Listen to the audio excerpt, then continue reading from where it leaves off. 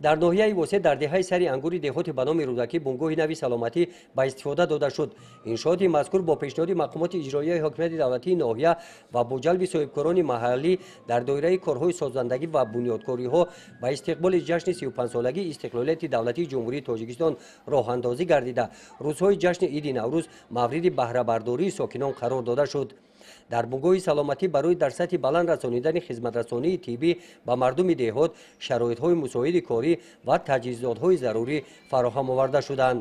дар мулоқоте ки бахшида ба ифтитоҳи бинои нави бунгоҳи саломатӣ доир гардид, раиси ноҳияи восеъ аз табибон даъват ба амал оварданд ки бо мардум хушмуомила бошанд. ҳифзи солимии аҳолӣ ки яке аз бахшҳои муҳим ба шумор рафта дар ин самт дар ноҳия тӯли солҳои соҳибистиқлолии кишвари маҳбубамон Тоҷикистони азиз тибқи дастуру ҳидоятҳои сарвари давлат садҳо иншоотҳои тиббӣ сохта шуда мавриди баҳрабардории сокинони ноҳия қарор дода шуданд.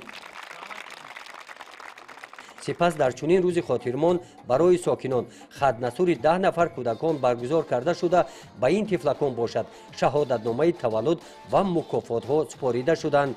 дар ин рӯз дар маркази шабакаҳои кӯмаки аввалияи тиббии санитарии ноҳия бахшида ба ҷашни Наврӯз ба якчанд нафар табибони марказҳои саломатӣ ва бунгоҳҳои тиббӣ дар деҳотҳо барои хизмати арзанда аъзоми роҳбарияти муассиса сипосномаҳо тақдим карда шуданд. гузориши хоҷа Назриев, Худойназар Зуҳуров аз ноҳияи восеъ барои барномаи иттилоотии Навид.